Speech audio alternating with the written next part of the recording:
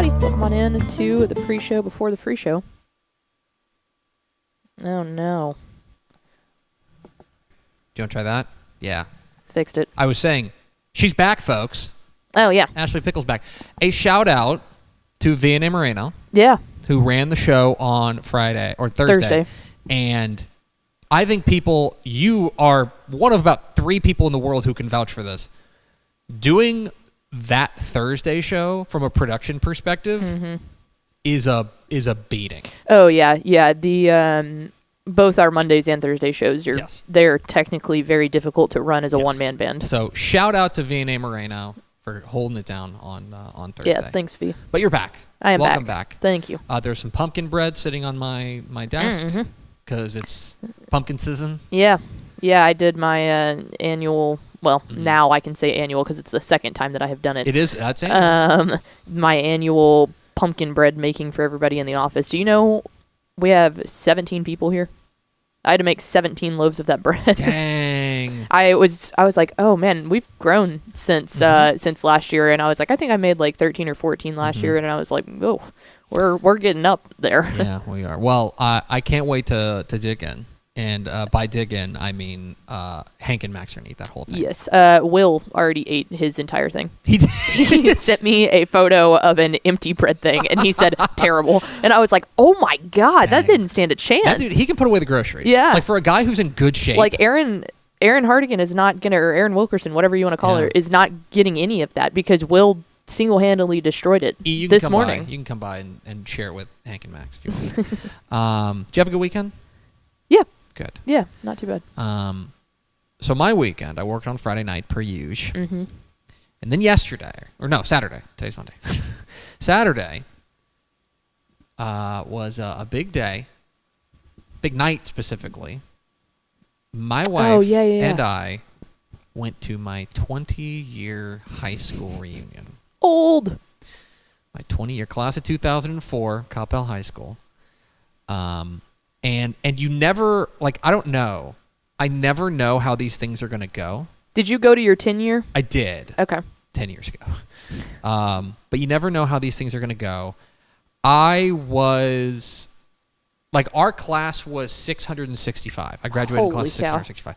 There were probably 160 people at this thing. That's crazy. Like alumni plus spouses and stuff. Yeah. It was a good crowd. But we pull up.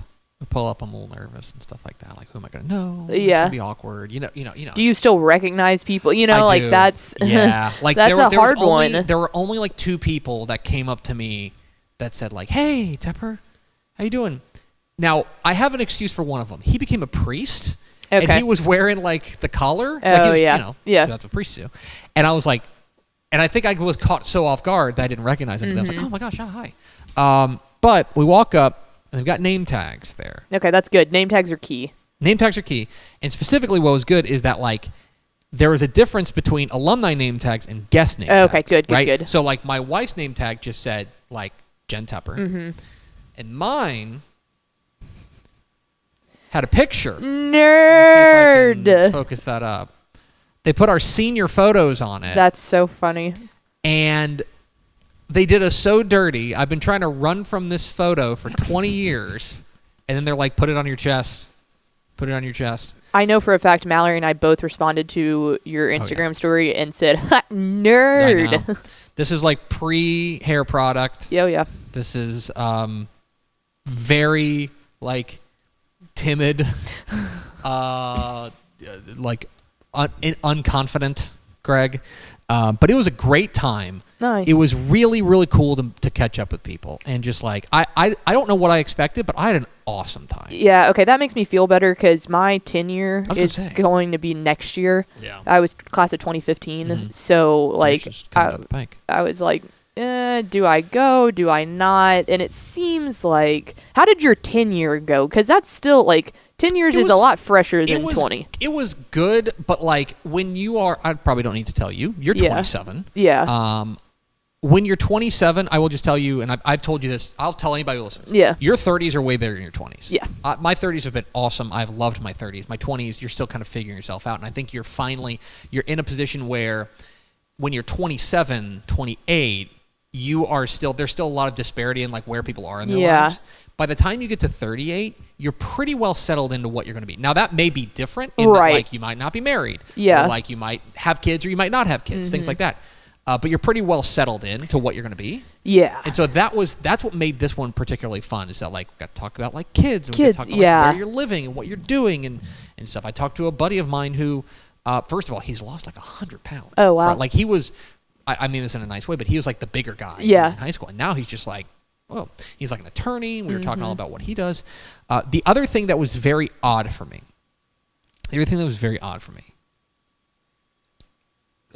this is going to sound like false, like, modesty or something like that, but I promise you I mean this. I did not realize that people watch TV. Yeah. Okay? Yep. The number of, because I don't post on Facebook very much. Like, I tweet, obviously. Yeah. But, like, the number of people who were like, man, like, I watch you on Friday nights. I'm like, God, people are seeing that? Like, that was very, very odd. But it was awesome to catch up with friends. I can send you a photo, but I ran into the woman that I took to homecoming my senior year. Her name's Taylor. She lives around here still. She's married, not to me, and has some kids, not by me. We went if I remember correctly, she had just gotten out of a relationship, and I was high school me, and so we went as friends and stuff to homecoming. I was also on the football team, so, like, we didn't sit together during the game. No. We just went to, like, the dance together and stuff and got each other mums. Okay. We didn't do dances. It was just very, very cool to catch up with her. Yeah, that's sick. We didn't do homecoming Atlanta was literally just the game. Like, we never had a dance. Like, we did do the mums and garter situation, but it's always funny when I see people, like, getting dressed up for homecoming, and I'm like, oh yeah, I forget that that's a thing. Like, the only thing that we took a date to was prom, and you could only go to prom if you were a junior or senior. No, let me rephrase that. If you were a freshman or sophomore and went as a date, you could go, but if you were just going to go, you had to be a was like junior fall or senior. prom. Yeah. Homecoming was like fall prom. Yeah, see, we didn't have that. And I was always like, oh, well, I mean, I guess it took the pressure off of having to converse with men. I only had to do that once. True enough, yeah. You don't want to do that. No. Anyway, it was a lot of fun. That's awesome. I'm glad that y'all had fun. It was a lot of fun. That makes me feel better about mine upcoming. My wife had a great time. Good. And she was just like, everyone was so nice, and I really appreciated that, because she's like a fish out of water in a situation like that. But everyone was super, super sweet to her, so I really appreciate it. It was a lot of fun. So anyway. I guess Brian's tenure has already passed. So class of 2004. That's right. Hit the Theme Expo.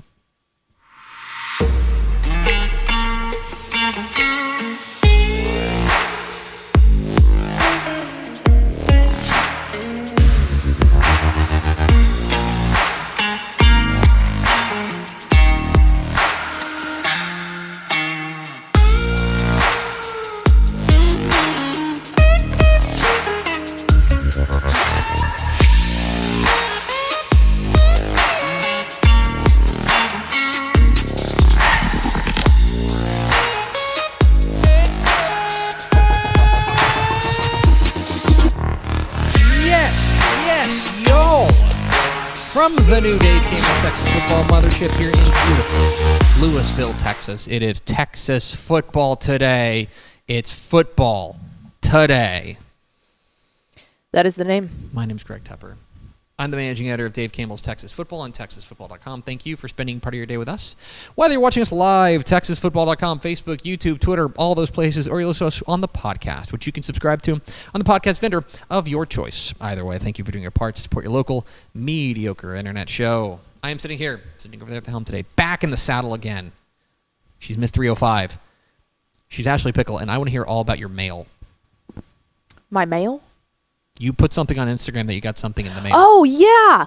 I got FIU sent me, Jason McBain is his name. He's the assistant or associate athletic director out there. Mm-hmm. He sent me the inaugural Pitbull Stadium lapel pins that they gave out at the first game in Pitbull Stadium, and I was so hyped. There's two, one for me and one for Trish. Hell yeah. It rocked. Okay, if you are, I mean this sincerely. Mm-hmm. I want to be clear. I do not have the power to fire Pickle, but if you don't wear that on Texas football tonight on Friday night, I'll find a way. Okay? I'm gonna have to wear a sport coat to be able to just do it. Or I guess the women call it blazers, not sport coats, but Dale. Yeah, I was so pumped. That's super awesome. Today is Monday, September 30th, 2024.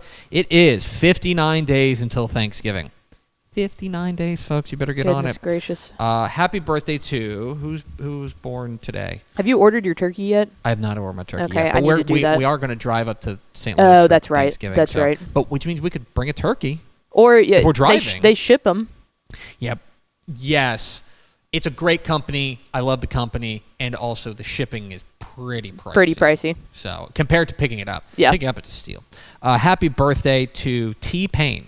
Oh, nice. T-Pain's 40 today. That's crazy. He's kind of gotten back on the circuit of being like a popular concert to go to because it's just a party, feels very Pitbull. Yeah. Like, and I'm in on that. They're very different, like stylistic, but yeah. It's episode 1803. On today's show, folks, big beefy show. We got Monday Morning Fallout overreacting to a big Week 5 of Texas high school football. Then we're going to be joined by the head coach of the 5-0 West Mesquite Wranglers, Coach Steven Jackson Jr. will join us. He has been a big fan of mine. Did you see the other? I don't know why anyone would be that. Well, you'll see why coming up here in the back whenever we talk with Steven Jackson Jr. I mean that a little facetiously. We'll get into that. Then we're going to unveil the Week 6 Dave Campbell's Texas Football Associated Press Texas High School Football State Rankings, roll out the Dave Campbell's Texan Live Top 10 Plays of the Week, and round it all out with This Week in Recruiting with Greg Powers, our Director of Recruiting. So it's a big beefy show if you stick around for all of that. Do we have first four through the door? We sure do. It was TJ Hudson, jersey number 69, nice. Ed McElroy, and Neelan Donnelly. Welcome in, fellas. Oh, also, important update from our resident Canadian. Only 14 days until Canadian Thanksgiving. So, big. They're in crunch time. It's a Monday? Mm-hmm. Ooh. That's weird. Anyway. Oh, by the way, shout out to TJ Hudson, who tagged me in an Instagram reel where we talked about Stepp eating brisket nachos in the press box. It was very good. I just like that kind of content. Speaking of content, pickle! Hit the air raid sign. It's time for Monday Morning Fallout.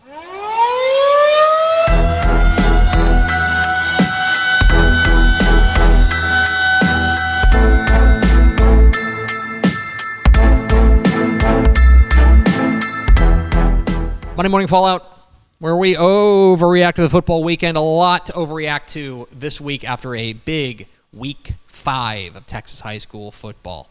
Let's start with my opening kick. My opening kick, it was statement week in Texas high school football across the state of Texas. As I was sitting there on the desk at Bally Sports Southwest after we had done, it kind of felt like it while I was on Texas Football Tonight for that first kind of hour and a half, getting up until about 9 o'clock. It felt like, there's some teams that they're saying some things. And then when I was sitting there after all the games had gone final, I was talking with Craig Way. I was like, this was a week where some teams went out there and they pounded on their chest a little bit and they said, come get some. And there were a couple of statements that I just made a list. I just made a list of teams that I thought made statements in Week 5. Okay, here we go. Okay. Salina. Yes. Goodness.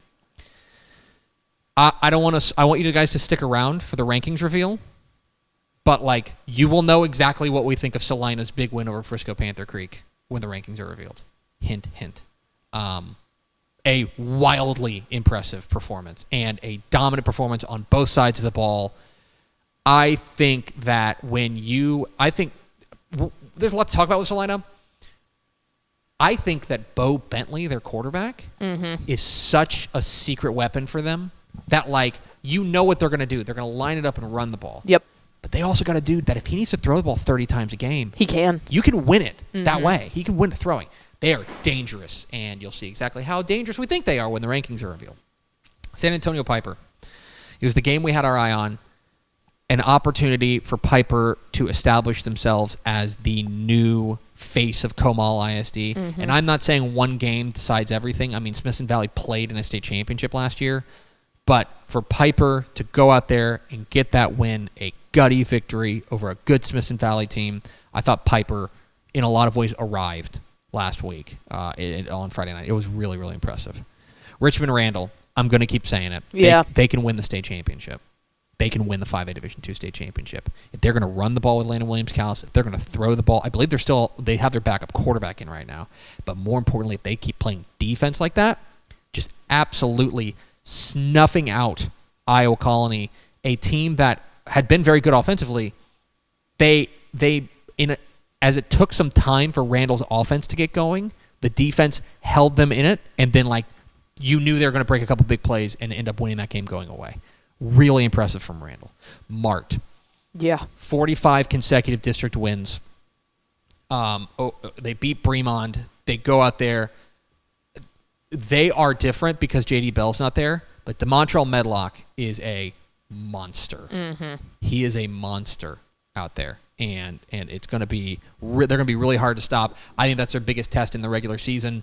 And I think they're probably I think right now, if you were to ask me, they're probably finishing 9-1 and finishing as the number 1 team in 2A Division II entering the playoffs. Alvarado. Glen Rose was without Kenyon Evans, we found out, their quarterback. It sounds like it was one of those things where if pushed into service, we hope it's not serious. Yeah. It sounds like it's it's a non-district game. We want to get him healthy and stuff like that. Mm-hmm. Cartier Collier is that dude. Yes, he is. He's unbelievable. His arm is insane. It's sick. He's unbelievable. Alvarado, legit. Hitchcock. We wondered how they were going to follow up the win over Belleville. Is there a letdown when they take on a good Silsbee team? A really different kind of Silsbee team. Sure enough, out there doing work. Really impressive from Hitchcock. Sunray. They picked off Canadian 8 times in that game. It's absurd. 8 times. You think of Sunray as the Armando Luan team. And you should. He's awesome. I've said that a lot. They are also a defensive team. Mm-hmm. Their defense is legit. They just smothered Canadian. Really impressive. And PSJA North. Matt Stepp was at this game. Mm-hmm. They graduated heavy. There were big questions as to whether or not they were going to be able to reload. But Ethan Guerra, their outstanding running back, got it going, and they got a huge win over Corpus Christi Veterans Memorial, and I think established themselves as the best team in the Rio Grande Valley. Yeah. I thought it was really impressive from PSJA North. It was statement week in week 5. Game of the week, Tyler Legacy 31, Rockwall Heath 30 in overtime. This was a terrific district game in District 10-6A. They're just 10-6A opener. So Tyler Legacy comes all the way back. They kick a 25-yard field goal as time expires to force overtime. Rockwall Heath goes down and scores first in overtime. They go for 2 in the first possession of overtime. They go for 2. And I got to be honest, I ain't mad about it. You put the pressure on the opponent to not just score, but to go and make a play. Yeah. And make another play. It didn't work out. They missed it. Tyler Legacy scores, kicks the extra point, and wins it. It was Zach Davis, a 25-yard quarterback scramble on the first play of their possession. They kick the extra point, and they win it. In a critical game that may be for district a playoff spot, but a huge win for Tyler Legacy to get that win. That's my game of the week. It's time for Tepper's Play of the Week. Now, this came to us from Thursday. Mm-hmm. Thursday night. Lampasas and Waco University were in an absolutely fantastic ball game. Mm-hmm. It sounds like Reed Jerome, the Lampasas quarterback, got hurt in this game. I hope that it's just like a cramp and he's okay. Yeah. Because that dude rocks. Really hope he's okay. So, about 25 seconds left. The game is tied at 24? Yes. Or 21, 24. Yeah, you'll see it on the scoreboard. Yeah, 21. 21.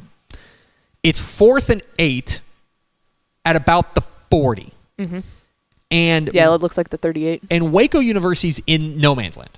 Okay? Yeah. It is you can punt it and pin them deep, but then you're just playing for overtime. A 55 you're not making a 55-yard field goal, not in high school. And so they go, all right, we're just going to go for it.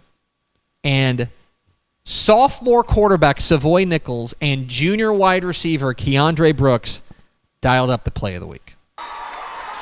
The Badgers playing 3 deep safeties. Will Nichols take a shot? He will.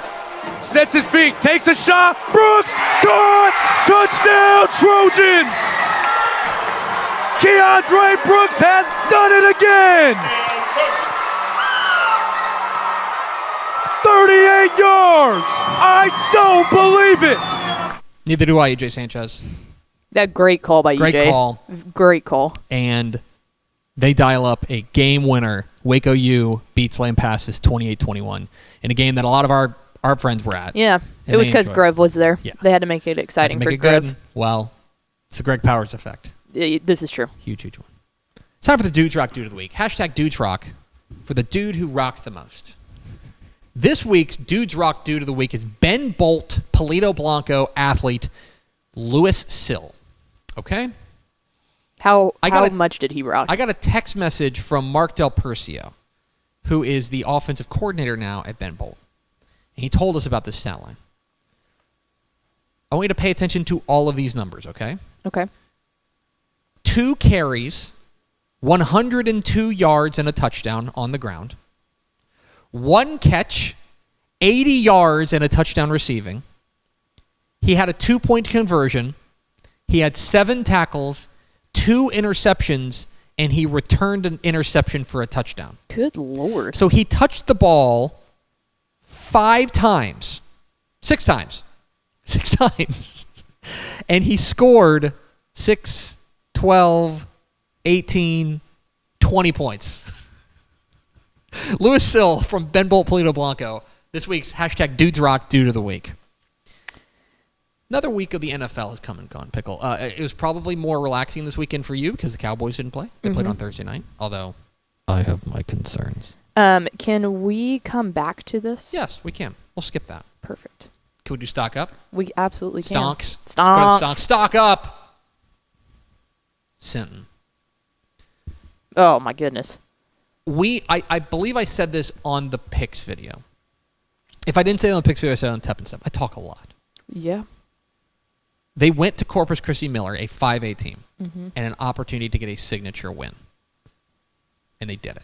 23-16 over Miller. Their defense was lights out. Tristan Hansen, their quarterback, is the real deal. Sinton, their running back, Derek Garcia, is terrific. Sinton is capital F4, capital R, real. They're for real. That's a huge win for Michael Troutman's ball club. Their running game was just incredible. It was so good. It was so good. Stock down, Timpson. Yeah. The reigning 2A Division I state champs lose to Wolf City 45-28. Now, I want to be clear. I like Wolf City a lot. I think you take a look at Region 2 of 2A Division I and you go, why not Wolf City? That's a team that I think has an opportunity to make some noise. But Timpson loses their second straight. They're 2-2. J.J. Garner got hurt in this one, which is bad news for them. Yeah. But bigger than that, through 4 games, their defense is allowing 44.5 points per game. It just can't happen. It can't happen. You can't win that way. Like, for all we talked about Terry Bussey last year, I think the real secret for that team was their defense last year. So the defense has got to step it up. Timpson, a little worried about them. Which one do you want to do? Let's do the dog. Let's do it. Each week, Matt Stepp picks out a player that he believes has got that dog in him in what we call the Matt Stepp, he got that dog in him, player of the week. And now, the Matt Stepp, he got that dog in him, player of the week. Hey y'all, Matt Stepp with Dave Campbell's Texas Football on a Saturday night in the Rio Grande Valley at Don Pepe's in McAllen, Texas. And it's time to bring you the Week 5 Matt Stepp, he got that dog in him award. And the winner of the Week 5 Matt Stepp, he got that dog in him award is none other than PSJA North running back Ethan Guerra. In Thursday night's 35-7 win over Corpus Christi Veterans Memorial, Ethan Guerra had 2 long touchdown runs. He averaged over 40 yards a punt. He returned kicks. He returned punts. And for fun, he played linebacker for a few snaps. Ethan, congrats, sir. You have got that dog in you. This has been the Matt Stepp, he got that dog in him, player of the week. Thanks, Matt Stepp, for that courageous report from the Rio Grande Valley. I intentionally didn't answer his phone calls this weekend because all he was going to do is rub it in. So he called me Saturday morning. Mallory and I had a little shopping date, and we go, and he calls me, and I'm right in the middle of TJ Maxx, and I'm like, I'm not going to answer this right now anyway. And then he texted me, and I was like, what, Stepp? And he goes, I swear it's not about food, LOL. And I was like, was like, I was like, okay, I'll call you after we get out of TJ Maxx. But he had to preface it with, I swear I'm not calling to brag about food. Please answer my phone call. Week 4 of the NFL season. Sure. There's 2 Monday night games tonight. I presume you had a more relaxing weekend because the Cowboys didn't play. Yeah, the Cowboys couldn't ruin my Sunday. Ruin your weekend. I got really excited yesterday when I woke up and realized that they couldn't ruin my Sunday. I have some concerns about the Cowboys. Yeah, I always do. I live in the darkness. But one person who always has her finger on the pulse of the National Football League is our chief NFL insider, my mom, with the NFL Minute. Hi, this is Stepp Mom reporting the NFL Minute for this week. The Chicago Bears beat the Los Angeles Rams 24-18, and one of their touchdowns was a 1-yard run by Rashawn Jefferson in the second quarter. He was formerly a quarterback at Port Neches Grove and also attended University of Texas. This past summer, he came back to the Port Arthur area and held the first annual Rashawn Jefferson football camp and invited all 2nd through 12th graders to attend. Great community event for those kids. That's it for this week. See ya. Thanks, Mom. She's incredible. Thanks, Mom. There is nobody I trust with NFL information more than my mom. This is true. She is the person who I trust most. Thanks, Mom. It's time for our final shot. Slow week? What slow week? So the bye week bonanza is upon us, okay? Week 6 of the 2024 Texas high school football season is bye week palooza. Of the 1,101 UIL 11-man teams, 374 are on an open date, okay? Like 34% of the UIL 11-man teams are off this week. This is the biggest bye week of the year. Don't worry, in 2 weeks, there will be another massive bye week because basically every six-man program is off. But this is the biggest one of the week. And yet, what is interesting is that while I think that obviously the depth is not going to be as good, I don't know that we've ever... this might be the best top-line set of games we've ever had. It's pretty good. Atascocita Summer Creek. Certified banger. Denton Ryan Aledo. Incredible. Port Neches Groves Huntsville. Galveston Ball Port Arthur Memorial. East Bernard Altair Rice Consolidated, which is a matchup of unbeaten. Melissa and Lovejoy. Coppell Denton Geyer. And the best part about this is these are all district games that legitimately matter. Like, legit matter. There are a few non-district games, like Cal Allen and Sinton, super interesting all of a sudden. Idalou and Wall, but like... For a week that is supposed to be slow, quote unquote, buckle up because like the top line here is crazy good. Hold on to your butts. That is my final shot, and that's Monday Morning Fallout. We are Texas Football Today. We're here Mondays and Thursdays on TexasFootball.com, talking football on the Lone Star State. You can follow us on Twitter at DCTF, like us on Facebook, Facebook.com/Dave Campbell's. Follow us on Instagram, Instagram.com/Dave Campbell's, and of course, see us at TexasFootball.com. Hope you'll consider going to TexasFootball.com/subscribe to become a Dave Campbell's Texas Football subscriber. Get literally thousands of live high school events on your device as part of a Dave Campbell's Texas Football subscription with Dave Campbell's Texan Live. That rocks. Thousands of them. Do we have I'm doing a dangerous question. Do we have a Atascocita Summer Creek? We sure do. Do we have a Aledo and Ryan? We sure do. TexasFootball.com/subscribe. And we're trying to get Geyer and Coppell. Cowboy fight never dies. Go to TexasFootball.com/subscribe. Coming up here in just a moment, the head coach of the West Mesquite Wranglers, Coach Steven Jackson, and I are going to have an internet fight. But first, a word from these valued partners.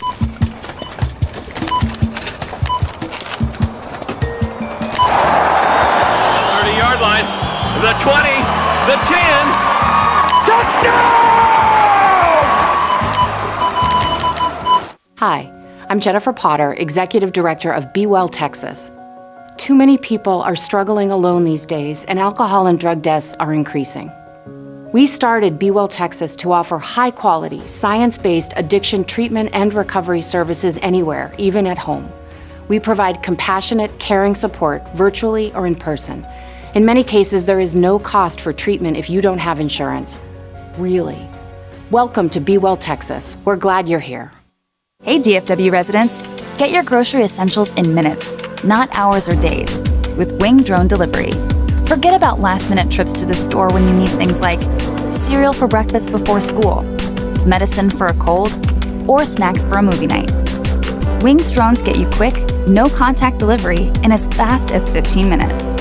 Say goodbye to last-minute grocery runs and say hello to more of your valuable time. Sign up today. Back here on Dave Campbell's Texas Football Today. I'm Greg. That's Ashley. And Pickle, let's go to the hotline. Nobody's 5-0 by accident. Ain't never happened. One of those guys who's 5-0 is the head coach of the West Mesquite Wranglers. We're joined by Coach Steven Jackson. Coach, how are you? I'm doing good, man. Thank y'all for having me. How are things in Mesquite these days? Man, it's good. Fast and furious, but it's good. You guys are 5-0 for the first time since 2017. You came over from Seagoville in the offseason, took over a program that had won a combined 6 games in the last 2 seasons. Now you guys are 5-0 after a throttling of W.T. White. When you took over at West Mesquite, did you think that the progress would be this fast? I wouldn't say I thought it'd be this fast, but I knew the leadership that was in place. Cody Groves has, a lot of success in his history as a head coach, so I knew they knew how to do things right in Mesquite, and they had a great group of kids, and I was allowed to bring a lot of great coaches with me. So I knew the turnaround would happen. I didn't know it would happen this fast, but I would be lying if I said I'm not excited about it. You guys, I mentioned you came over from Seagoville, and when you got hired there at West Mesquite, we heard all about the press release, stuff like that, about what a great fit you were for that program. I'd like to kind of turn that question on its head. What was it about West Mesquite that drew you to this job? Why was this the right move for you? Again, just the administrative part is what you look at first. You want to make sure that the right people are in place to help you be successful. The principal's great. He's a former coach, coached in Rockwall, coached in some really high profile places. So he knew what it looked like to be successful. And then you just look at the kids that they had already in place.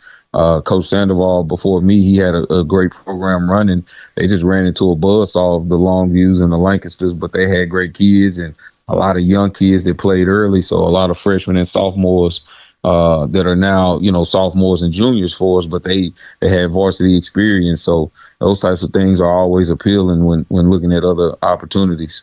Talking with Steven Jackson, the head coach of the West Mesquite Wranglers here on Texas Football Today. Get involved in the conversation, #TF Today. Coach, I want to talk about the W.T. White game, but I also want to go back to the beginning of the season. You guys play Princeton, and you guys are in a dogfight with this program. Back and forth it goes, and Princeton kind of, won't go away. You guys end up coming away with a 37-35 victory. I think there are West Mesquite teams in the past that might have let that game get away from them, like keep pushing, and eventually they'll break. What did you maybe learn about your team with that gutty win in week 1? I think we learned that all the things we had been putting in place throughout the offseason, throughout the summer, they started to fall in place, and the kids understood what we meant about learning how to win. And that was probably, it's crazy that a turning point game can be week 1, but Princeton's a really good 6A football team. Quarterback was outstanding. A lot of good pieces. Coach Chandler's doing a heck of a job out there, and it was just, one of those opportunities where our kids took to it and they didn't fold when it got close and didn't get frustrated. And you look up and down the sideline to see who's going to be mad and frustrated and talking crazy to each other, but they didn't. They uplifted each other and they just came back and fought. Every time Princeton made a run, we made a run. So we were impressed by that with our group of kids, but I wasn't surprised because, like I said, our coaches have done a great job of just instilling that in them. This past Friday night, you guys took on in a matchup of unbeatens, a fellow unbeaten in W.T. White, and put it on them, 41-0. This was a game where you guys dominated in all 3 phases of the ball game. I'm curious what your message was to your guys going into this game that you knew was going to be a tough one and also critical for the way that your district's going to shake out. Yes. So for us, we've used the idea of leave no doubt all season. we knew coming in that WT White was a good football team. They weren't 4-0 for no reason. We saw your prediction, so that gave us some bulletin board material too. Just that, everybody doesn't expect you to go out and win this football game. So show up and leave no doubt that you're the better team. And our kids, they responded. And like I said, they've done a great job thus far all season of just showing up, making sure they're doing their job and buying into the program and what the standard is. So, it was fun because WT White, they have a lot of great kids and great coaches, but they talked all week about how, they were the better burnt orange team. And, we were going to show up and leave 4-1. And I'm not a big talker. I'm just going to show up and play. So our kids have taken on that same persona, and I was impressed with how they responded. I want to talk a little bit about your running game. You guys have been able to really establish the run pretty much in every single game this year. Obviously, you've got some talented backs back there, but it seems to me that your offensive line is eaten as well. What have you seen from your running game to start this season that has you most encouraged? I think, for one, I think I got the best O-line coach in Texas, and Trey Allen. He's an All-American at the University of Texas. He's been at, he on the Duncanville staff with state championships, coached at South Oak Cliff. So he's been at, state championship programs, and he's instilled the toughness and the nastiness in our O-line. But then, too, we've got 4 really good running backs. Demarion Robinson, he's a sophomore. We've got Kamari Carter. He's a junior. We've got Janarius Hall. He's a freshman. So we're loaded at running back. And then we have Darion Parker, who plays slot receiver for us. But I think if he had 20 carries a game, he'd have 200 yards. So, we've got 4 really, really good running backs. And our running back coach, Coach Knight, man, this is his first year coaching running backs, but you wouldn't know it just by how hard they work and the things that he does. So I'm not surprised by the running game. What I'm most impressed with is just our efficiency. Our quarterback is a senior, but man, he's from last year to this year, you could see a huge jump in just how he commands the offense, and he doesn't fluster. And we hadn't even let him be a part of the running game yet, but he's got the capability to do so. The other side of the ball, Coach, the transformation's been stark. This is a defense last year that gave up more than 38 points per game. Now you guys are bobbing along at about 13 points per game. What, in your mind, has been the difference on the defensive side for this particular Wranglers team? It's unheard of to have a first-year defensive coordinator come in and make the strides that Bobby Watkins has. But, he was at Louisville last year as a special teams coordinator. He's been around some really good programs, but he's come in and his staff has done a masterful job of just getting the kids to buy in and understand what it looks like to play fast and physical. And that first week against Princeton, we gave up 35 points. But like I told him, at the end of the day, I trust you to do what you came in here to do. And that's your first game as a defensive coordinator. And you could just see it in him that he had a bigger vision in mind and that they were going to come out and do some good things. In these last 4 weeks, they've done just that. So to hold WT White as his first shutout as a defensive coordinator, man, it was huge. And I was really excited for him because they prepare like no other. So I wasn't shocked by the outcome, but I was very excited.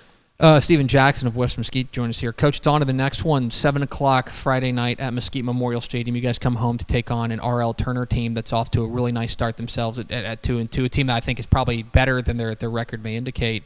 I don't want to ask you to give away your game plan here to everybody, but when you take a look at what you're going to be up against on Friday night against the Lions, what do you see?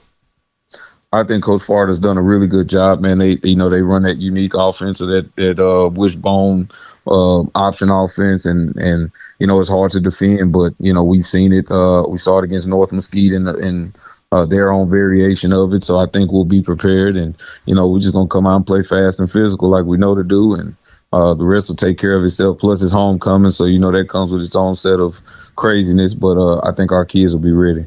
And finally, Coach, I do want to make sure I bring this up. Last night I texted you to see if you would be on the phone or if you could hop on the show with us. You were, of course, gracious with your time. You also replied, I'm just going to read your quote verbatim. Absolutely.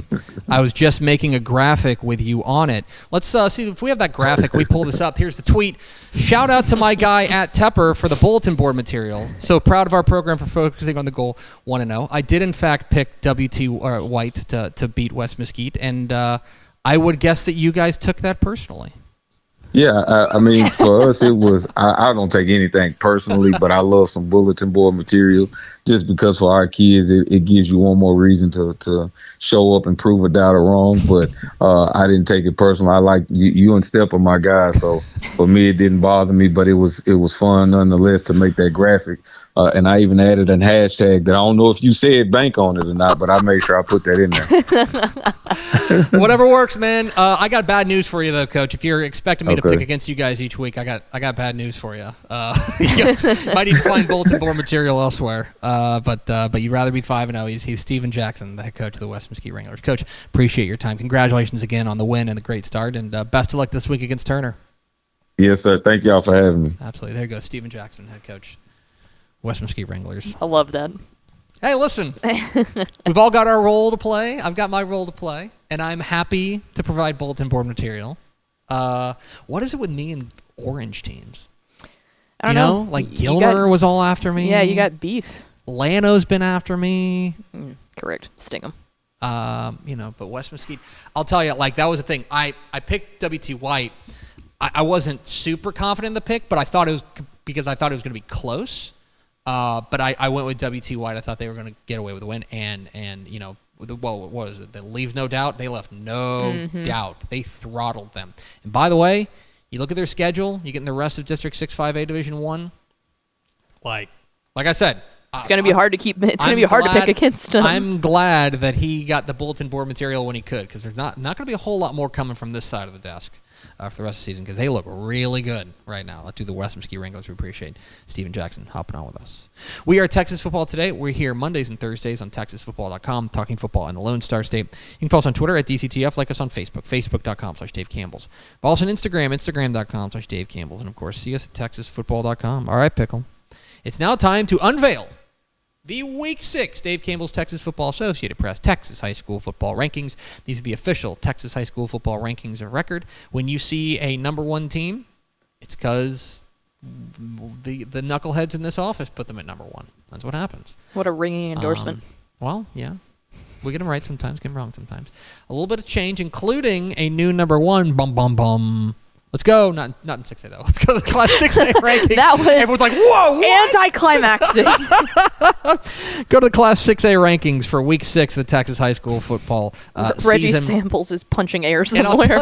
And I'll tell you this. If you're looking for a lot of change, you're not going to see it in the first 20. Top 20 actually entirely unchanged there, including the top 5. Duncanville, North Shore, North Crowley, DeSoto, and Summer Creek. We now get number 5 Summer Creek versus number 8 Atascocita this week. That will be gangbusters. There is also some movement. We also get number 10 Coppell versus number 20 Denton Geyer.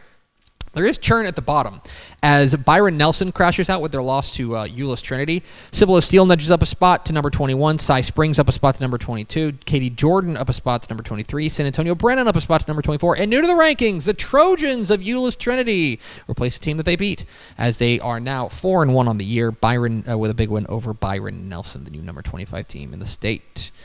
To 5A we go. 5A Division 1 entirely unchanged. Everyone is a winner. 10-0. Your top 5 remains unchanged. Denton, Ryan, Aledo, Frisco, Lone Star, A&M Consolidated, and Richland. 2 huge games to keep an eye on. Number 1 versus number 2, Denton, Ryan, and Aledo. We'll be talking about that this week. And number 9 versus number 10, Galveston Ball versus Port Arthur Memorial. Should be a lot of fun. Some changes in 5A Division 2, though, as number 10 Corpus Christi Miller drops out of the rankings. Number 8 Brenham drops out of the rankings as well. Lubbock Cooper nudges up a spot to number 8. Into the rankings, number 9 Huntsville beats New Caney West Fork in emphatic fashion. They have looked very, very good since the early season loss. And Melissa beats Anna in kind of a weird game, 21-18. Good enough to get them into the rankings at number 10. Top 5 remains unchanged. Port Neches Grove, South Oak Cliff, Alamo Heights, Texas High, and Argyle. Biggest game this week is going to be P&G and Huntsville. Big time matchup there. To 4A we go. 4A has got some changes, including a new number 1 team in 4A Division 1, the Salina Bobcats. ascend to number 1, usurping Stephenville with their emphatic 42-7 win over Frisco Panther Creek. Absolutely dominant has been Salina. Their resume is beyond reproach right now. They are the new number 1 team in the state. Stephenville drops down to number 2. Austin LBJ nudges up a spot to number 3. Big mover Kilgore, good win over Pine Tree. They move up to number 4. Alvarado up 3 spots to number 5. Tyler Chapel Hill up 3 spots to number 6. El Campo up 3 spots to number 7. And Longview Pine Tree drops from number 6 to number 10 with their close loss to Kilgore. New to the rankings, the 5-0 Canyon Randall Raiders. Have you heard the good news? They're the number 8 team in the state. And number 9 back into the rankings, San Antonio Davenport, now 4-1 with a big win over Pleasanton. R.I.P. Will Wilkerson. To 4A Division 2 we go, where there's also churn at the bottom. Number 6 Silsby drops out, as does number 8 Glenrose. Top 5 remains unchanged. Carthage, Brock, Gilmer, Sinton, and Seminole. But churn at the bottom with Robinson nudging up to number 6, Graham nudging up to number 7, and Wimberley nudging up to number 8. Pleasant Grove back into the rankings with a win over Sunnyvale, and West Orange Stark into the rankings at number 10 with a big win over Fort Penn Crawford. They are 4-1. To 3A we go. 3A Division 1, where there's some movement to be made, but not in the top 5. Top 5 remains the same. Columbus, big win over Belleville, come from behind. Malakoff, Bushland, Edna, and Hitchcock is your top 5. Palestine Westwood up a couple spots. Pottsboro remains the same at number 7. Jefferson now the number 8 team. They jump Goliad, who's 3-1 on the year with a win over Mathis.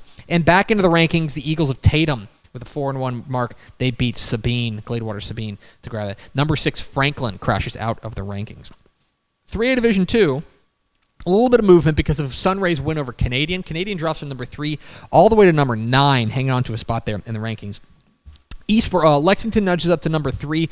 East Bernard makes a big leap. They leapfrog New Diana to grab the number 4 spot. Been very impressed with what the Brahmas have cooking. Jacksboro nudges up a spot to number 6. Wall nudges up 2 spots to number 7. Altair Rice Consolidated up to number 8 ahead of their big game this week against East Bernard. That game's going to be fantastic. And new to the rankings as Holiday crashes out, Wichita Falls City View at 4-1. Impressive win over Childress to improve to 4-1. They are the new top 10 team. To 2A we go. 2A Division 1, the only change here is that number 8 Timpson drops out of the rankings with their loss to Wolf City. Everyone, Panhandle nudges up to number 8 and Mason up to number 9. But new to the rankings, the Bulldogs of Hamilton are state ranked at 5-0 with their win over San Saba. Over to 2A Division 2 we go, where there is another just kind of flurry of changes here in the rankings. Specifically, you are going to lose, let's see, who dropped out? Bremont drops out of the rankings, Miles drops out of the rankings, and Grapeland drops out of the rankings. Mart remains the number 1 team. Mart, Stratford, and Munster, in fact, your top 3. Collinsville, big mover up from number 7 and number 4. Impressive win over Coleman. They are 5-0. Wink jumps up 2 spots to number 7. And 3 new teams into the rankings. The Eagles of Ropes are state ranked. Who says making that transition from 6-man to 11-man is tough? They're making it look very good. They are 5-0 on the year with a win over Forsam. Shiner back into the rankings. They have kind of righted the ship after a tough non-district slate. They are now 2-3 on the year, but good enough to get back in the rankings. We like what we see. And new to the rankings, at number 10, the Greyhounds of Groover are 5-0. They demolish a team from Oklahoma to move to 5-0 on the year. To the 6-man ranks we go, where there are a couple of big games, specifically Buena Vista's big win over Westbrook. That vaults them all the way from number 9 to number 5. May moves up a spot to number 4 as a result. Happy remains the same there at number 7, and then Westbrook drops from number 4 to number 9. Booker crashes out of the rankings at number 10, and new to the rankings, the Hornets of Lomita are state ranked at number 10 with they're 5-0 with their win over the Owls of Covington. To 1A Division 2 we go, where there's a little bit of chaos. Sydney goes down. They lose to Cherokee. And Zephyr goes down. They lose this week to Strawn. As a result, Oglesby kind of still nudging up there at number 4. Motley County makes a big move from number 9 to number 5. Benjamin, despite being idle, moves up 2 spots. Miami up 3 spots rather to number 7. Follett back into the rankings. They beat Booker to grab another spot in the rankings. Iredell loses to May. They drop from number 4 to number 9. And new to the rankings with their win over Zephyr, the Strawn Greyhounds are number 10 in 1A Division 2. To the private school ranks we go. The only change in the private school ranks is in the 11-man ranks, where Houston Second Baptist loses to Houston Kincaid at 21-7. They drop out of the rankings, and Kincaid replaces them. So your top 5: San Antonio, Holy Cross, Argyle, Liberty Christian, Dallas First Baptist, Fort Worth All Saints, and then Houston Kincaid. And the private school 6-man ranks, everyone behaved. Everyone's 5-0 now. Houston Emory Weiner, Pasadena First Baptist, Fredericksburg Heritage, Corpus Christi Annapolis, and Huntsville Alpha Omega. There it is, your Week 6 Dave Campbell's Texas Football Associated Press Texas High School Football Rankings. You can find those rankings right now at texasfootball.com/rankings. And if you have any complaints, you can direct them to Ashley_Pickle12 on Twitter. Yeah. We are Texas Football Today. We're here Mondays and Thursdays on texasfootball.com, talking football in the Lone Star State. You can follow us on Twitter at TCTF, like us on Facebook, facebook.com/Dave Campbell's. Also on Instagram, instagram.com/Dave Campbell's, and of course, see us at texasfootball.com. We're about to have This Week in Recruiting with Greg Powers, our Director of Recruiting. But before we get to that, Pickle, Top 10 plays of the week. Time to roll out the Dave Campbell's Texan Live Top 10 Plays of the Week. Once again, we had dozens and dozens and dozens of games live on Dave Campbell's Texan Live this week. You could have been watching them. You should have been. Could have been you. If you weren't, TexasFootball.com/subscribe. Yeah, great point. Thank you. I can smell you from here. Mm-hmm. Anyway, we started telling Hank, like, whenever he hasn't, like, he hasn't had, like, a bath in a couple days or that something like that. We'll be like, Hank, you're stinky, and he takes it very personally. He's like, no, I'm not. Anyway. Parenting 101. Dave Campbell's Texan Live Top 10 Plays of the Week, put together expertly by our own Trevor Bullard. Here they are, the Week 5 Dave Campbell's Texan Live Top 10 Plays of the Week. 3rd and 8 here. Giving it off. Here's Jarrell Smith. Gets a block. Jarrell Smith down the sideline. And here goes Jarrell Smith in for his second touchdown on the night. 3rd and 8 does not matter at all. Low snap to Johnson. He better look out. Got hit as he throws, but he delivers the pass to Taylor. Taylor cuts it inside, and he is gone. Touchdown, Lufkin. On the zone. Wins trips left. Moser running left. Oh, and they broke on the pass as he tried to hit. I believe as Hafford crosses the 20. That's going to be a pick 6. They can get a first down at their own 40. Owens flushed. Looks, fires, hauled in. It's Jalen Owens on the sideline. Owens breaks a tackle. Jalen Owens inside the 40. He tightrope the sideline. Owens is true again. And Elgin leads it. Would it go here in the second quarter? Collier will run it. Stiff arms the defender to the ground. Sit down. And Collier will run it to the house. Touchdown, Indians. You can't be like when you played Willis and it just got out of hand quickly. Giving it to Gathers up the middle. Gathers barreling forward to the 41-yard line. Nice little gain of about 5, and then he breaks free. I thought he was down. Here goes Keyshawn Gathers in for a touchdown, his second on the year, and Klein Collins strikes. Now 4 wideouts in the game. Oscarania steps up, going to take a shot in the end zone. Jump ball. Caught! Touchdown, Broncos! Xavier Wells, his 3rd touchdown. Townsend with pressure coming, rolling out left, trying to get around the defense. And he will hurdle a man along the far sideline, and he's in for the touchdown! The highlight of highlights for Nick Townsend, who clears a defender and scores from 13 yards. The Badgers playing 3 deep safeties. Will Nichols take a shot? He will. Sets his feet, takes a shot. Brooks, caught! Touchdown, Trojans! Keandre Brooks has done it again! Jones will throw straight back in the pocket. Throwing it down the middle, got a man wide open.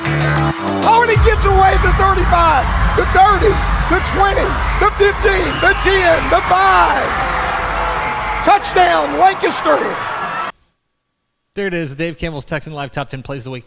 It's funny, we were sitting here, and they had the Waco – I had not seen that. Mm-hmm. And the Waco University play, that was my play of the week. You were like, number 2? It was number 2. I was like, what's better than that? And it was like, oh, yeah, okay. Okay, pretty good. And it is. Dave Campbell's Texan Live Top 10 Plays of the Week. You can watch dozens of live Texas high school football games each week on your device at TexanLive.com. Become a Dave Campbell's Texas football subscriber.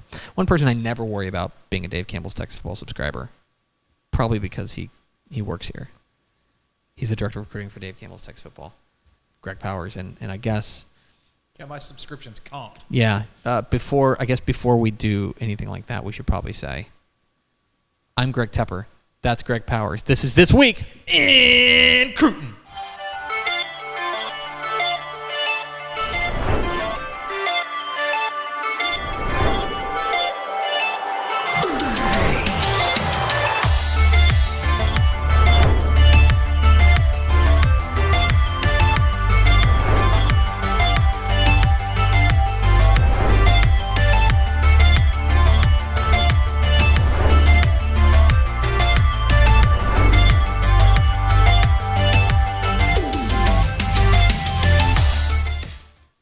This Week in Recruiting, Greg Powers, our Director of Recruiting here at Dave Campbell's Texas Football. Follow him on Twitter at GPowersScout. See his fine work at TexasFootball.com/recruiting. And, of course, this is brought to you by our good chicken friends at Chicken Express. Chicken Express. I don't mean this to be a personal question for you, but for both of you, and apologies if this is too intrusive. What's your dip situation on the gravy. On the tendies? Just gravy? I'm a gravy guy with the serendipity salt. Yeah, I'm telling you, you got to put the serendipity salt in there. Yeah. They also have Ken's Ranch, so hammer that. I'm a Ken's Ranch guy, and then also they have the jalapeno ranch there. Yeah, that gets rave reviews. I'm not a big ranch person. General, I know I'm going to.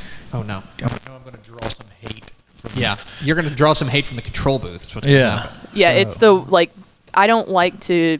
Powers doesn't have any flaws except for that. That's his one flaw. You want to know what, though?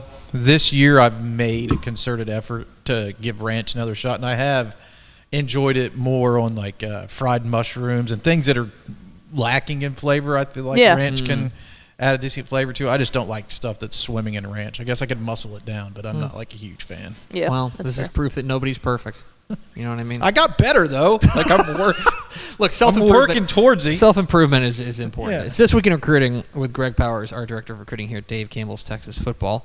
Let's dive in, Pickle and Powers, all of you people, as I find the thing that you sent me. Let's start with our prospect on the rise. Our prospect on the rise, we're going to Kingwood to talk about their senior offensive lineman, Hayden Wright, 6'5", 260, the newest DCTF 3-star. He had a big week on the recruiting trail, picked up a bevy of new offers from across the state of Texas and across the nation, really. A guy that at 6'5", 260, you're eventually going to get noticed, and Kingwood has been unable to keep him under wraps. Big number 55 has been terrific for them. Yeah, he has been. He's had a really nice week on the trail, picked up offers from Northwestern, UTEP, North Texas, and Tulsa. And they joined UTSA, Houston Christian, UIW, Army, and Lamar on his offer list. But continued work in the offseason, continued work away from the game has helped turn Hayden Wright into a bona fide, now P4 level player. Yeah, and got Big Ten offer. Got some cool notes here from our friends over at Kingwood. He's a team captain. Mm-hmm. He led Kingwood to the state championship in the Lineman Challenge over the summer. Hell yeah. So I thought that was pretty cool. He can also play center, and that's helped his recruitment as well, so he can snap. And he was playing tight end before he transitioned to offensive line, so can you imagine this big dude playing tight end? Running a seam. And they had a tough conversation. It was he likes getting the ball in his hands, right? Like, who doesn't? Mm-hmm. Who doesn't like to score touchdowns? They said, you want to be a D1 ball player? Let's move you to the offensive line. Yeah. And that's when his recruitment started to really take off, and now he's flourished, especially into his senior year. Kingwood's an interesting program on the rise, too, because they've got another offensive lineman that they introduced us to down at coaching school this year, 2027 offensive lineman Kennedy Brown, who had I want to say his wingspan was 8 foot. My God. So there's a pair of offensive linemen down there at Kingwood to make sure that we keep our eye on. But this week, the focus is squarely on Hayden Wright, who added 4 offers and deserves to be our prospect on the rise. I mean, Humble ISD. Just unbelievable talent they've got there in Humble ISD, just across the entire school district right now. It's crazy. You know what? I always forget about, I guess, them being an Humble. Yeah, I know. Because I always think of Kingwood as its own thing, but it is an Humble ISD. Yeah, it's been absolutely fantastic. And by the way, that thing, what resonated with me was when he said that, that's a guy we're watching tape of him playing left tackle, and he can also play center. For those who are unaware, that's a rare skill set to be able to play both. Well, it helps you in your recruitment because that can help you get more offers because it diversifies your profile. There might be an ability or a chance for you to step in at a school that's looking for a center or a tackle and provide some roster flex, which roster flex is a big word that colleges love to throw out there. I'm going to start using in the scouting department right now. I'm going to start using roster flex just in my everyday life. Let's get to our commit of the week. Our commit of the week, we're going to Frisco to talk about Frisco Wakeland linebacker Tristan Lawyer. This week, committed to Tulsa, had offers from places like Baylor, UTSA, Washington State, and Texas State. But this is a guy who I already know in watching his tape, he's going to be a guy that you and I really like because, like, sometimes you and I are just like, football's simple. If you just make a lot of tackles and you're just always around the football as a defender, you're probably pretty good. And Tristan Lawyer is always around the football. He is a Carter Yates specialty. Yeah. Carter Yates find out at Frisco Wakeland. Frisco Wakeland has a couple of these dudes on their team who kind of flew underneath the radar a little bit, and Tristan Lawyer and Ryder Treadway, they're talented tight end. Lawyer had 16 tackles at the game Yates went to in week 1. Oh, my God. So definitely put his name on our radar really quickly because we were there in person and he balled out. 107 tackles last season. He had a bunch of nice offers before making his decision to commit to Tulsa. Baylor, UTSA, and Washington State jump out to me on that offer list. I kind of thought that he was going to end up as a member of the Baylor class. Baylor's done a pretty good job in this recruiting cycle, and Lawyer is one of those guys who was really starting to take off. Suffered a little bit of an injury that's going to make him miss a few games this season. So Tulsa was in the right place at the right time to secure this commitment and is getting a straight dog from Frisco ISD. This dude plays, like you mentioned, always around the football, hard-nosed, thumper. But to me, what makes him a bona fide D1 player, potential P4 player, is his speed to the ball. Like he gets to the football really quickly, diagnoses quickly. I don't know what he runs in the 40 or anything like that, but for a big 6'4", 225-pounder, dude can move. He's football fast. You know what I mean? Like it's one of those things. Like the 40 time is informative, and like I want it. But like if I can watch tape and be like, oh, you're just fast. Like that's a different thing. I bet I keep going back to this. But the Temple tackling machine, Torian York. Yeah, one of the players you and I really bonded over. One of our all-time greats. One of our all-time favorite players. That's a guy. I bet his 40 time is not as impressive as he is as a football player, right? Right. But that's a guy that when you watch him, like, oh, you're just flying to the football, taking great routes and getting there fast. Doesn't matter what you run in the 40, basically. It's interesting too to kind of look at and diagnose some of these recruitments because where I feel like Torian York lost some schools off of his list, or why some schools delayed in offering him, was that they thought that he might be a little bit too small. Lawyer, on the flip side, might have had some delayed attention because he was so big. Yeah. 6'4", 225. You got to prove that are you going to move down and play with your hand in the dirt, or can you move well enough to stick at linebacker? And I think once Lawyer kind of proved that really he could do either, but he has the speed and the pursuit ability to potentially hang in as a linebacker. That's when his recruitment started to take off in the offseason and when schools started to really extend him a lot of offers. I think that he racked up over a dozen scholarship offers throughout his recruitment journey. So, I mean, you're talking about a guy who had a lot of college attention, now heading up to play for the Tulsa Golden Hurricane. And Kevin Wilson. Yeah, absolutely. Guy who knows a little something about defense himself. It's This Week in Recruiting with Greg Powers, our Director of Recruiting here at Dave Campbell's Texas Football. Get involved in the conversation, #TF Today. Let's round it all out with our Underclassmen of the Week. Our Underclassmen of the Week. Now, I went to my 20-year high school reunion this weekend, so I've been feeling a little old. Greg Powers, our Underclassmen of the Week is Klein Oak freshman running back, class of 2028, Micah Rhodes. Jeez. Micah Rhodes had a 3-touchdown performance last week against Klein Oak. He's had some big offers, including Ohio State, Penn State, and Ole Miss. For a kid who's 14 years old, freaky. A freaky player is Micah Rhodes. I'm going to go on record and say this is not the last time we're going to be talking about Micah Rhodes. Yeah, I'm real excited to talk about this prospect because I think he's one of those guys that are going to be talking about for a long time, a hot minute. 5'11", 185 pounds. He's really off to a fast start in his varsity career, including his 3-touchdown performance against against Klein Kane that helped him secure that victory. Our own Texan Live analyst Tommy Yarish was on the call there, sent me some notes about that game, telling me how good that Rhodes played and that he definitely needed to be on my radar. He had a couple of offers at that time, but nothing like what this week brought, right? You're talking about some really major programs. I mean, Ohio State is one of the schools that's in the national championship picture right now. Of course, a lot of schools in college right now remain in the national championship picture with the new 12-team college football playoff. But Penn State and Ole Miss are nothing to sneeze at as well. Ole Miss has been doing a tremendous job in the Lone Star State evaluating talent and coming after some of the top prospects, especially now that our friend DJ Mann is over there and Alex Brown and the recruiting department. They've been doing a good job of prioritizing Texas high school football talent.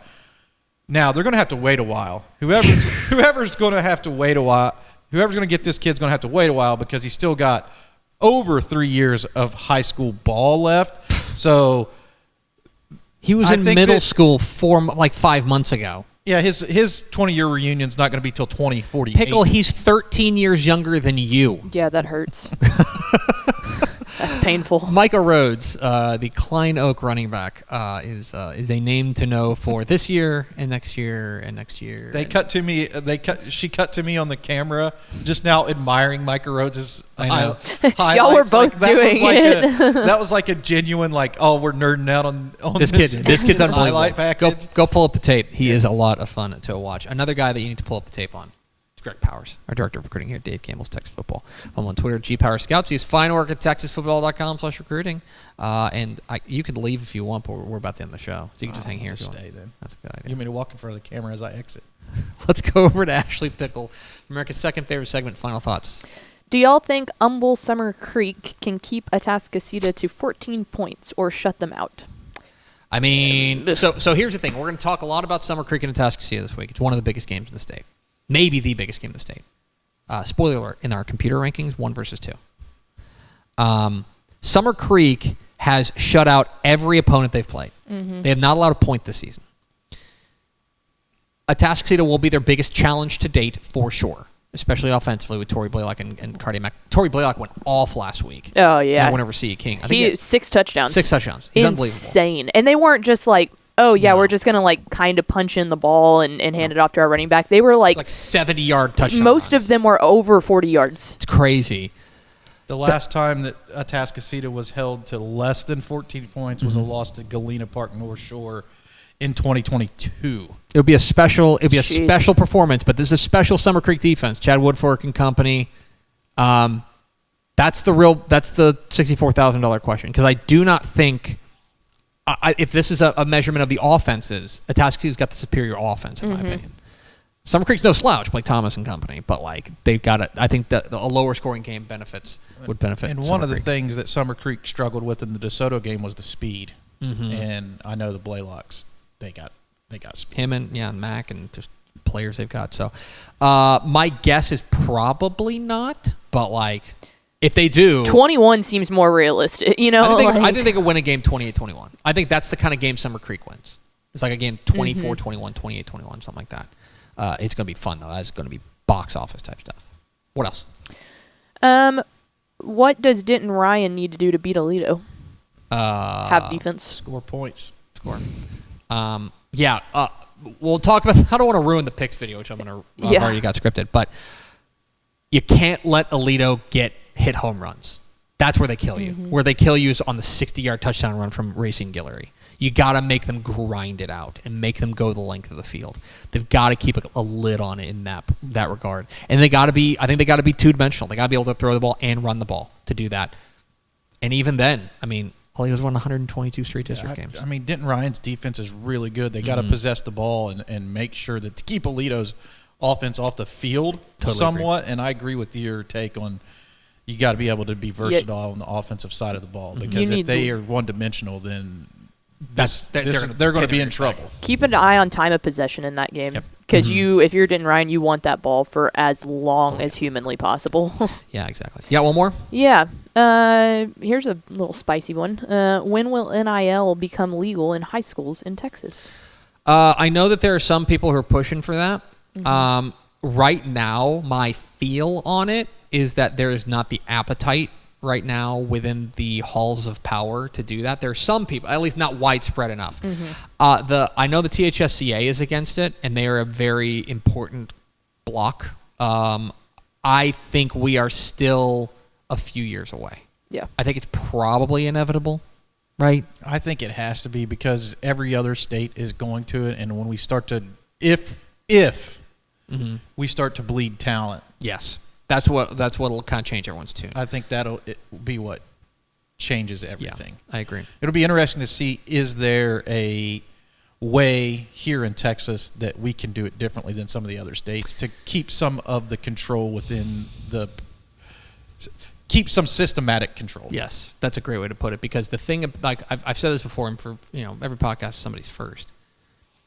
I think what separates Texas from a lot of other states is the hard line between private and public, right? Yeah. Is that yes, straight Jesuit and Jesuit are in the UIL, but they are the only two, and they are in very strict circumstances of you have to play 6A. They could have 200 students and they have to play 6A, right?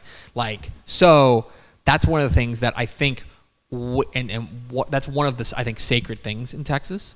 And so if you are, I think because of the fear of this exact thing of you're going to pay a player to come over and play at the school and stuff like that, I think there's progress marches on, right? And we can certainly have conversations of whether or not this is progress, but I think we're still probably a few years away from that. I don't know that there's the appetite right now within the halls of power to get it done. There has to be some sort of answer or symbiotic relationship between the transfer and NIL. I think those two things go hand in hand. And look, guys, this is a constant point of emphasis, a constant point of conversation at any of the press conferences or sit-downs that we have with the THSCA or UIL. This is something that we bring up and talk about quite often. It's on their radar. It's something that is obviously that they're thinking about and have, I feel now, contingency plans in place in their minds of all right,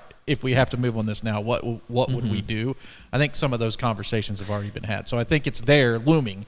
It'll just be interesting to see when. And by the way, let's also not act like one thing, and just to be frank, let's not act like the transfer system right now in Texas is perfect. There are some changes that can be made there and some improvements to that system that can be made. And I think those are probably much closer to the horizon, to being on the horizon, than an NIL change. Because the NIL change would require, I believe, an act of the Texas legislature. Yes. It's not necessarily just a Texas high schools or a UIL thing. Yeah. It's a Texas legislature thing. But I do feel any changes that happen with transfers will be made to set up something else down the road. That's how I see it. Totally because if agree. you do change any rules or manipulate the transfer rules in any regard, then it is thinking ahead. How's that for a mailbag? Yeah, let's do it. It's going to do it for us. Thanks for spending a little bit of your day with us. Follow us on Twitter at DCTF. Like us on Facebook, facebook.com/Dave Campbell's. Follow us on Instagram, instagram.com/Dave Campbell's. And, of course, see us at texasfootball.com. Thanks again to Steven Jackson, head coach of the West Mesquite Wranglers, for being our guest. And for Greg Powers. Just thanks for being you, man. Thanks for being you, Greg. Thanks for being a Greg out there. For Ashley Fickle, I'm Greg Tepper. Vince Young, please, this one right here, please come get your Player of the Year trophy. Right there. Let's see him Thursday on Texas Football Today.